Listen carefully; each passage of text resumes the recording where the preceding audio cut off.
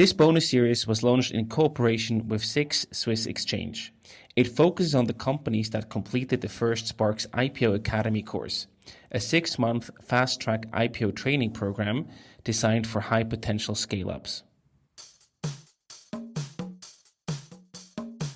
We were lucky that we actually founded the company into this crisis because there were suddenly excellent talents available that otherwise would go to the big companies.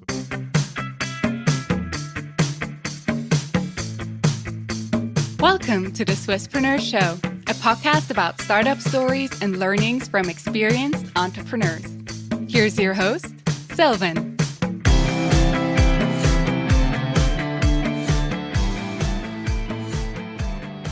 Manuel, a very well welcome to the Swisspreneur Show. It's a pleasure to have you here today. Yeah, it's great to be here. Looking forward to it. You are the co-founder and CEO at Optotune, a company which develops optical components that allow customers around the globe to innovate.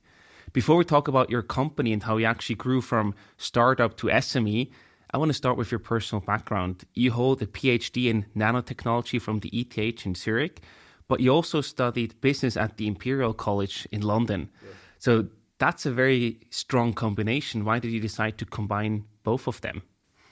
Actually, I started out as an engineer, but when I was in the first semester at ETH, one of the professors asked, so who of you wants to found a company? And that's actually when it got triggered that I would like to be an entrepreneur. And I realized that, engineering is not everything. Mm-hmm. So it's a great background, but you also need to actually understand how business works. And that's where I decided that I would like to also get the business part of the education. And that was a great choice because I could have fun with the engineering and learn the other necessary stuff. Yeah, that's a very strong combination because often they say you need someone who can build and someone who can sell. Yes. If you can do both yourself, that's incredible, super, super strong. But I think I'm better in selling than building. Okay, nowadays. Yes, exactly. Yes. But where does that entrepreneurial drive come from? You said your professor at ETH asked you about that. Yes, did he sort of put that, plant that seed, or where does that entrepreneurial drive come from in you? I think he triggered it, but I think it was always there. So I was always fascinated about new ideas and how you can do things better. And it's actually still nowadays. I mean, Optotune is my baby, and we have, many cool products. But I think every week there is another idea that comes to my mind, like, oh, you could do this better, you could do that better. So it's something that I think when I was already young, I've always seen things to improve. So it's in your DNA, so to speak. Exactly, yes. Yeah. Be careful, people will contact you now to ask for business ideas. Oh, it's okay. I'm happy to share some of them, yes. Fantastic. But then your career start was actually with Avalon and ABB, where you first worked as engineer before then switching gears and starting your entrepreneurial journey. Yes. Why was that the right start for you, not starting a company right after your studies? I mean, I actually did start Optotune after my PhD, so it was in between. Mm-hmm. And it was actually good just to see, how organizations are working and, how R&D is done in other companies.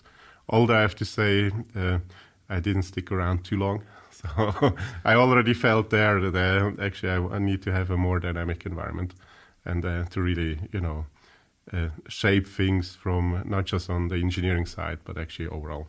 You exactly knew where you were going. So then in 2008, you actually founded Optotune together with 2 additional co-founders. Yes. Where do you actually meet them, David and Mark? So Mark I actually knew from my degree at ETH. Mm-hmm. So he also studied electrical engineering. And I always realized that he is a smart guy. And actually is very capable of selling things. So I just thought when I found a company, then I'm going to contact him. So he was never like a closest friend, but I had a good relation with him. Yeah. And David actually was a student in my group where I did my PhD. And there was a good opportunity to have someone that really loves technology and is excellent at technology. So it's really the university connection that brought the three of you together. Yes. Can you also talk a bit how the idea of Optotune came about? Where did you start? How did you even come up with the idea of starting the company? So actually, I mean, I was very lucky that I had a professor that was very open-minded. So when I was looking for a PhD, I didn't want to do some research that ends up in a drawer, but I actually wanted to create something. And I was very lucky that my professor accepted my proposal. So I told him, join your group, and you have to give me 2 months to find my own topic. If I find something, then I'm allowed to do this. Otherwise, I will do what you propose. And there, I think I went through like many different ideas till actually we realized that, in the field of photonics, there's actually still quite some gap of how to control light, how to shape light. And he found the idea interesting enough that I could do my PhD on this. That's quite a cool deal. Absolutely. How did you get interested in that field? Was that something that also, kept you busy for a longer time before doing your PhD? I mean, I focused on optics when I did my master's degree.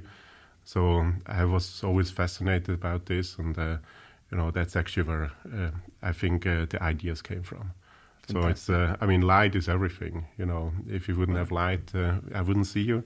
True. I wouldn't have a mobile phone that could talk to the other side of the world. So it's for me, it's a fascinating field. And still no one knows what it is.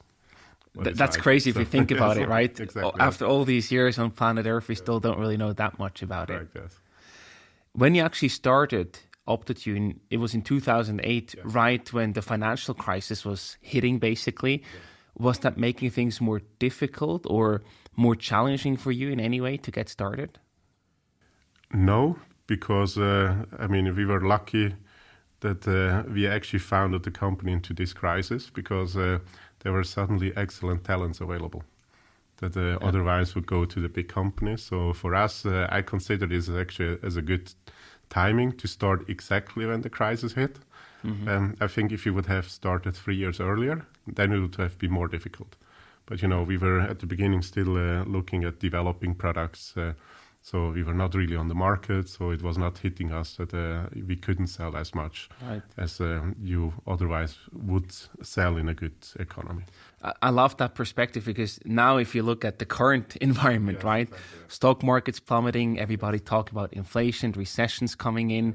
That might be another very good time to think about starting a company and hire the best people who might not get snagged away by the big corporates. Correct, yes.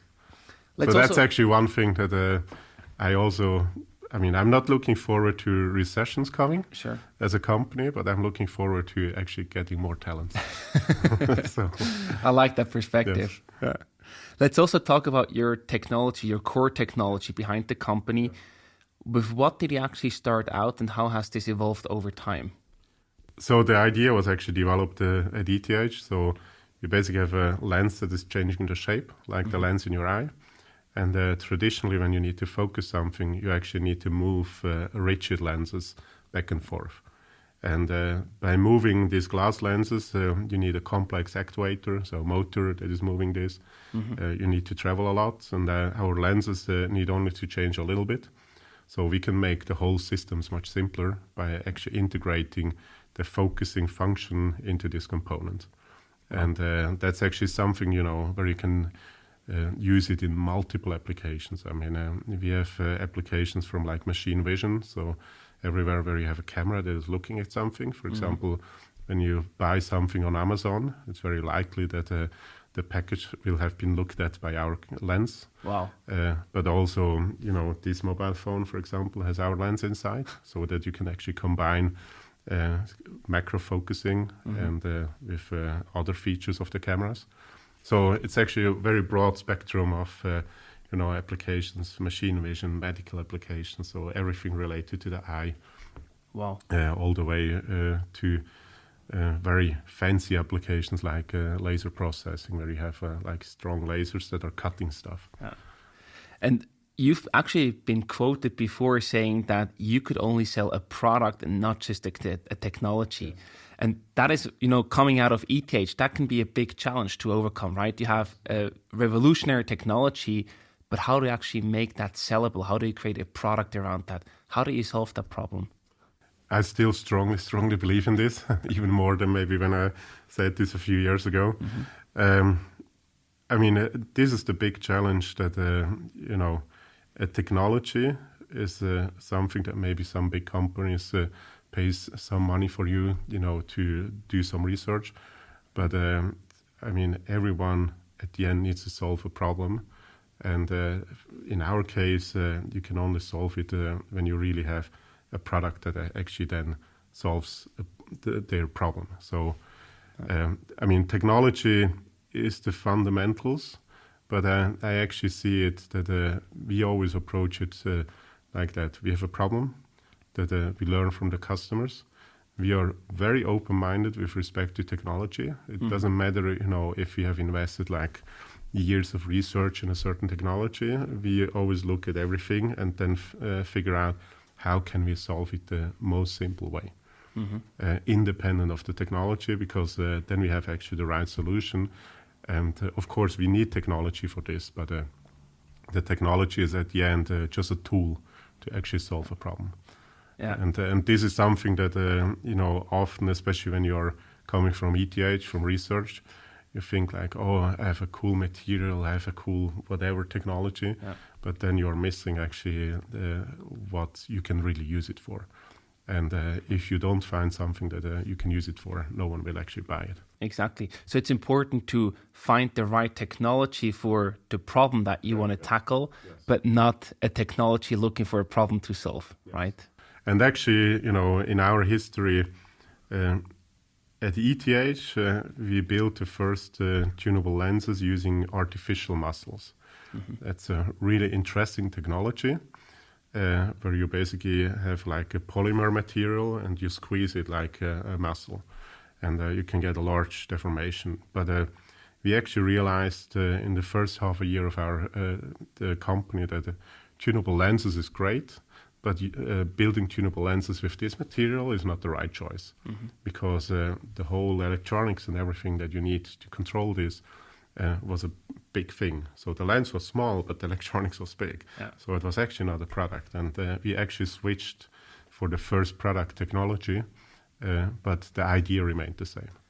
So to one degree, you say don't overestimate the technological factor because you need to solve a problem. At the same time, technology is also one of your key differentiators in the market because you have a very advanced technology compared to your competitors, right? Yes, exactly. So it's a bit like not an easy balance to strike for sometimes, I can imagine. Yes, and I think you have to, in a product normally you have multiple technologies, and sometimes you have to give up on some part of or take another technology, but combine it with something unique. And we have the unique things. In the last 14 years, we have developed technologies that allow us to actually build the lenses in quality and prices that no one else can do. Wow. And so from that point of view, yes, technology is important, but you shouldn't be focused on specific technology when you try to solve a problem. Yeah. You will get at the end your technological advantage when you are solving the problem. I love that because that's a statement that I would have not expected from a technical ETH founder, so to speak. Yes. Yes. So that's a very refreshing take. Let's talk about what you said before, that you have so many different broad applications of your technology, of your products, basically. Yeah. How do you balance that? Because I can imagine to sell to all these different use cases, that can be very challenging as well. Yeah, that's the beautiful thing, but also the curse that we have.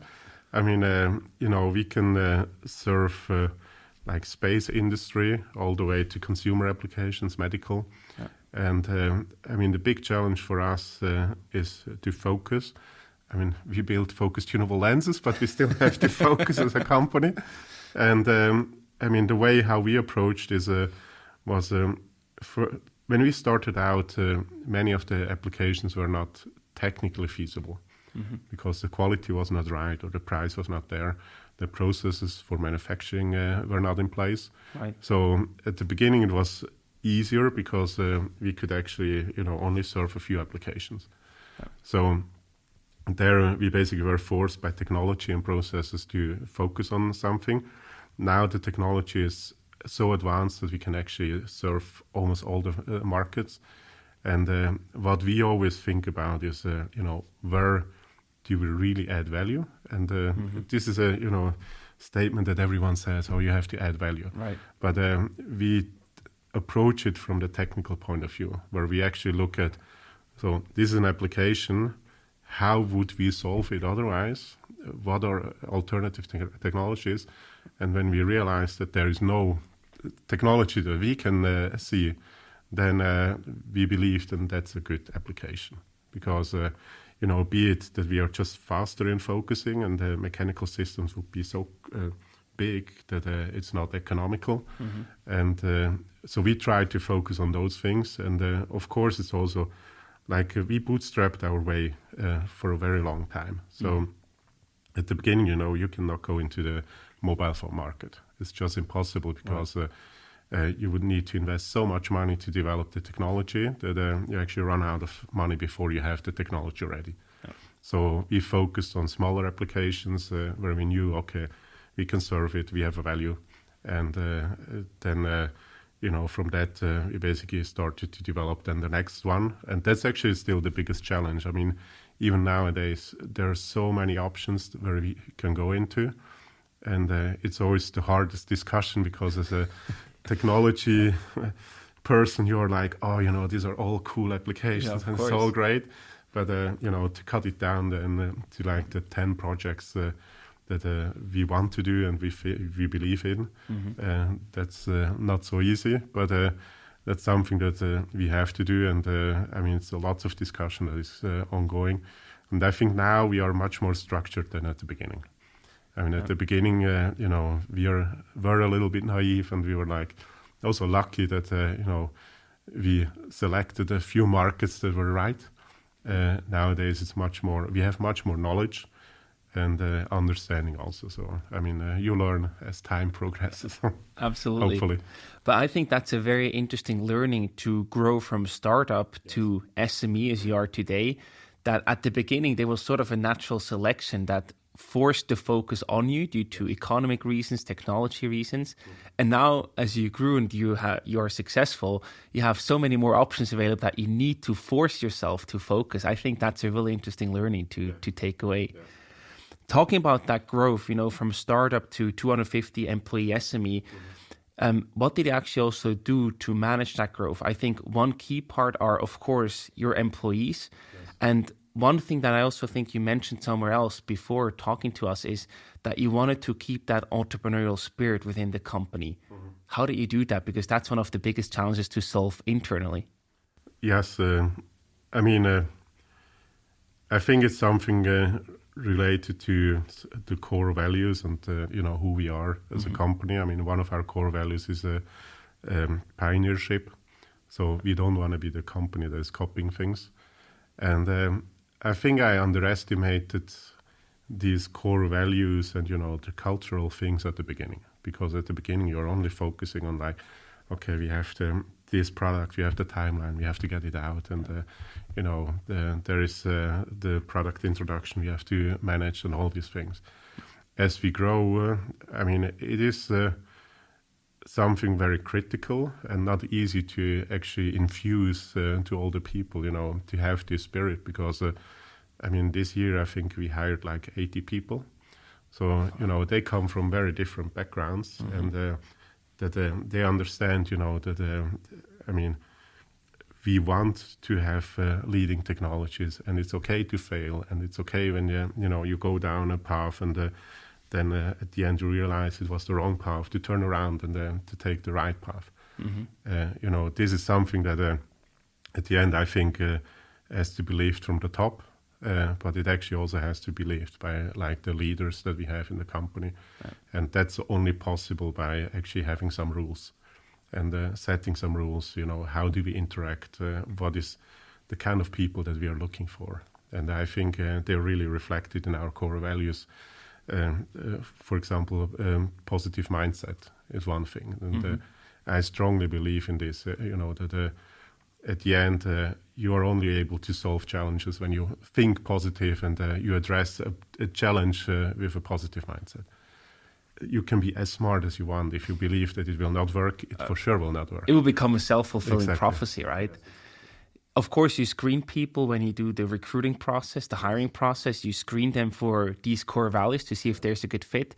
What happens if you suddenly realize that there is not a good fit when you start working together? If someone is just not showing this positive mindset, this positive attitude? Then it's not a fit for the company. I mean, if the core values are no fit, and you don't see this all the time in the interviews, because Sure. in the interviews you have not enough time to actually really get to know someone. Yeah. Then people will not get happy, and normally it's from both sides that we realize that it actually doesn't work for the person that is working for us, but also for the company. Right. So at the end, I think in this situation, you just have to be fair and open, discuss about it, and say, look, we think it's not a fit. And I mean, at the end, my personal motivation is to create good jobs where people like to work. And if you are not a cultural fit, you will never be able to actually be happy. Right. Yeah. Yes. I also strongly believe in that. And there I wonder, and I'm really curious to see what you say. The core values, is that just a fit or not a fit? Or is that something that people can also develop over time? So meaning right now they might not have this positive attitude, but is that something that they can develop into? Or is it just you have it or you don't have it? It's more like black and white. I think 10 years ago I would have said people can develop into it. By now I think you have it or you don't. Wow. I mean, you can develop professionally, but I think this is really core values that come, I think, from how you were raised up and how you're deeply wired. And I think this is extremely difficult to change. I mean, of course, it's not always exactly black or white. I mean, I'm also sometimes negative and think like, why did this happen or something like that? But then you switch again and you're like, okay, it happened because of a good reason or something like that. So of course, not everyone can always be, but I think it's a fundamental thing that another core value is respect. And I think, if you don't have respect and it's fundamentally important to you, then it's very difficult to change. Yeah. Well, yeah, I just let that stand that way. I mean, that's a very good statement to reflect upon if you're running your own company, yes, I think. Yes. Yes. Another thing I'm interested in is your company structure. So, of course, when you're a startup, you work with your founders. Everybody does everything of it, right? You're just starting out. Today, SME focus and 250 employees. How does your structure look like? I mean, you got to delegate, you got to establish a leadership team and managers. Yeah. How does the structure of your company look like today? So before going to the structure, I think, as you grow, one of the key jobs that you have as a CEO or as a founder is to learn to let go. It's, at the beginning you do everything. So I did HR, I did legal contracts, I was part of engineering. So at the end, it was lots of inputs that you could give. By now, our structure is, I would say, organized like most of the technology companies. I think the difference is that we have a big emphasis on HR. So for us, people are important, and our HR leader is also part of the management team, which is not always the case in all the companies, but I believe that is important. But otherwise, we are structured like marketing and sales. We have R&D. We have someone that is actually responsible for technology. So we split product development and really exploratory things. Wow. And then operations and finance and admin. So it's quite classical in a way. But I think, what is really critical is that, you structure, you make sure that people understand what is their responsibility and that they take the responsibility. Yeah. And I had to learn a lot, basically, giving away and, as I said, learn to let go and have other people take responsibility. I thought I was doing a great HR till our HR person came. And she really showed me, what is a good HR. And that's actually also fascinating that, how to get the best out of the people, how to work with the team, how to, motivate the team and actually have them come up with ideas. Yeah. Still, by heart, I'm an engineer. So I still love to think about some technical stuff and, to also give guidance just from the experience, because we have lots of young engineers, and after 14 years, hopefully, I have seen many things that they just didn't have the chance to see. That sounds like a beautiful combination where you can follow your passion and also, build a successful company in the end. One thing I was, surprised about, you purposefully call yourself SME. You say, we are not a startup anymore, we are an SME. Yeah. Why was that so purposefully chosen by you? Because traditionally, you would see the startup raising a lot of money and then striving for an IPO or an exit. Yes. Why was that not the path that you said was the right one for you? And you purposefully said, hey, we do want to be called SME because we don't want to be the startup anymore. I think after 14 years, you're no more than a startup in a classical way, hopefully. Right. No, we actually called ourselves quite early like growth company. Because, we are the unique supplier of systems where our customers make like hundreds of millions of revenue. So if we don't ship, they cannot sell. Yeah. And, a startup is something has a good reputation and a bad reputation. For some of these companies, if you say, oh, we are a startup, then they're like, yeah, I don't want to rely on you for my core business. And so we quickly actually started to at least introduce ourselves to our customers as a SME. But I still think, that the mindset in the company is a mindset of a startup. So we have so many cool ideas and so many new projects that are still, in the making. And what I love is when actually, the engineers come out of a meeting and, they have the shiny eyes and they're really excited about something that is coming up or, a project that we do with a customer.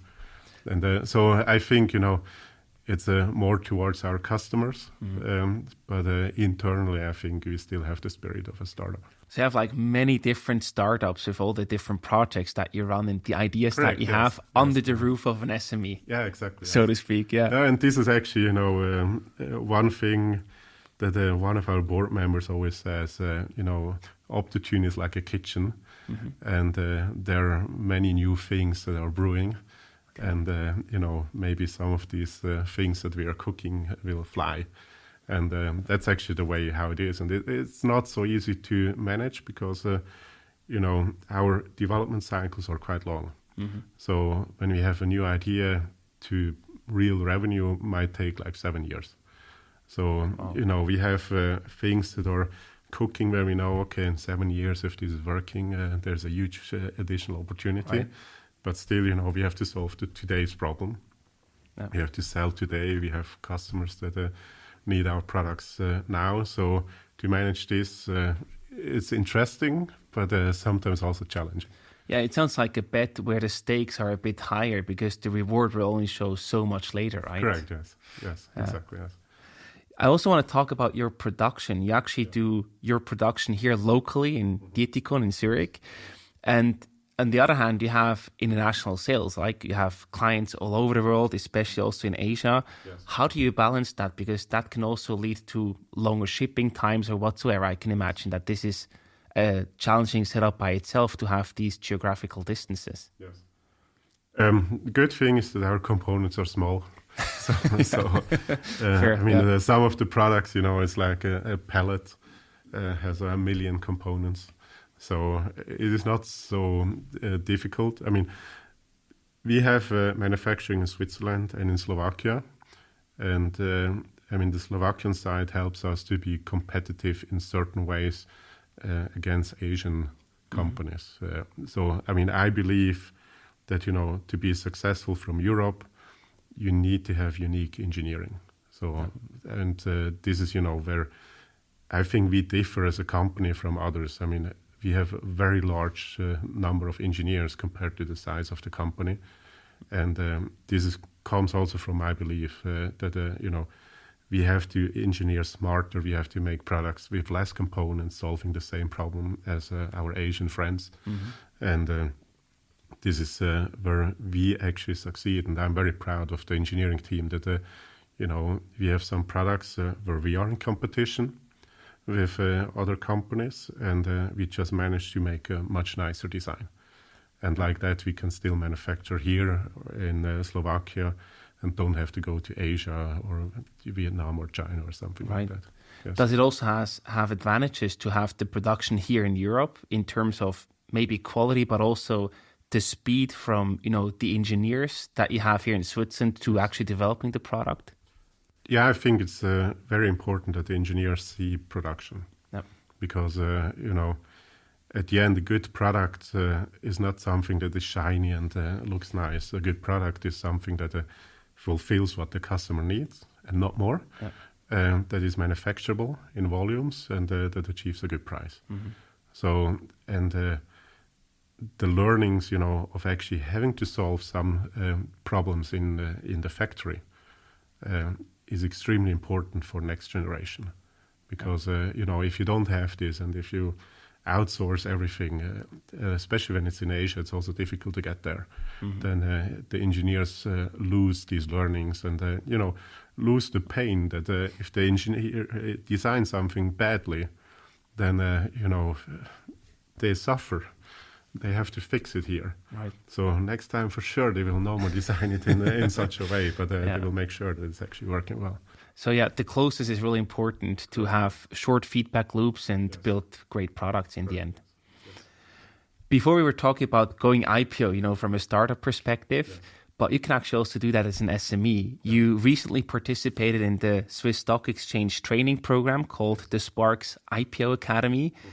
So this, of course, prepares companies to go public. Yes. And first of all, I want to know what actually motivated you to participate in this program. I mean, I learned about it, and I think it's a good learning experience. It was an excellent learning experience, just to see, what it actually means, how you have to prepare your company to do something like that. And I think, I learned many things of, what is the interaction between the banks, the investors, also legal aspects. Oh, yeah. Which is actually much more than you think. And, just to understand, is this a path, that is something that is potentially a good path for Optotune in the long run. Was there a key takeaway or a big learning that you took away from this program? Yeah, I think, my learning was that this Swiss Stock Exchange is actually, I think, a good place for tech companies. Yeah. And the second thing is actually that going public can have advantages also with respect to recruiting for employees. So just to attract potentially good talent. Yeah, something that is really important to you, as we learned right now. And what do you think you would gain from an IPO on SIX or Sparks in general? Yes. Despite the attractiveness of new employees, would you also, of course, have access to capital, right? Yeah, of course. That's the obvious one, that you get actually access to capital, especially when you have growth projects that maybe you want to finance like this. I think another thing is also trust from big companies. At the moment, there is also a risk for some of our customers that, maybe Optotune will be acquired and, then they lose access to our component, which is key to them. And that could stop them from doing deals with you. Correct, yes. Or and it not just could, it does. Wow. And, being public, this risk is less. Oh, that's a big one in your environment. Yeah, yes. Definitely. Do you also see some cons when it comes to getting publicly listed? You said legal aspects, for example. Yes. I think, the legal aspects, I'm sure you can handle. Right. We are a company that does things right. So I'm not worried about this. I think it's maybe more the mindset because, nowadays we don't have to worry about, what will the public investors think when we go down this path or, do investment in this. At the moment we are investing almost 30% of our revenue in R&D. Wow. So it's quite a lot, and still we are profitable. So, I think once you're public, you're more driven by numbers, and people will judge you, and judge you actually also by your profitability. Mm-hmm. So there is a risk maybe that you're losing some of your innovation and drive and creativity, because you're afraid of how it will be judged. Yeah, that sounds like the tough trade-off, right, between the short-term and the long-term thinking. Correct, yes. While public investors are usually more short-term driven and want to see profits and an increase in share price, while you as a founder of the company know exactly that maybe we lower the profits now a bit, but we need to invest that to have a big success 7 years down the road, right? Correct, yes. Yeah. Especially from what I also learned is, with respect to communication of what are your future plans, it's challenging to communicate everything, I think, when you're public. Mm-hmm. So you only see that the results are getting worse. And then maybe as an investor in the company, then you don't know that, there's a big thing coming. Absolutely. So now you finished the program. What is next for you and Optotune? After the program, do you prepare for an IPO, or what do you do with the knowledge? There is no concrete plan that we have. I think the knowledge is we know what we have to prepare for if we want to do these ones. Mm-hmm. Just also from the financial point of view, how to have the systems ready. But you will never be able to do an IPO if you're not successful. So, sure. So what is next for Optotune is continue growing and make sure that we invest in the right projects and we continue building up our company. And then, if there's an opportunity, you might think about IPOing, or maybe also not. It's not decided. Absolutely, yes. It's an option. It's an option. Open. Yes, correct. Yes. So to wrap up this conversation, Manuel, I also have some rapid fire questions for you. So I either give you a short question or different options to choose from, and you have to answer in one sentence. Yes. You ready? Yes. Researcher or entrepreneur? Both. Both together, yeah. That's what you do today. Yes. Coffee or tea? Tea. If you weren't working in the lens industry, what other problem would you be solving? Oh, you can call me after. Okay. And there are so many problems still around. How many hours of sleep did you get last night? You can ask my sleep tracker. Okay. What are the 3 main characteristics that you look for in engineers or any employee in general? I think the first thing is actually the positive mindset, the attitude that they have, that they fit into the team, and then of course also that they are capable. Right. Beer or wine? Wine. And the last one, what do you wish you would do more often? Go skiing with my family. That's I hope it's coming soon. Yeah, winter. We're getting there. Yes, exactly. Manuel, thank you so much for sharing your impressive story. I wish you lots of luck and a lot of success for whatever you'll be tackling. And thank you so much for coming on the show. Yeah, thank you for having me.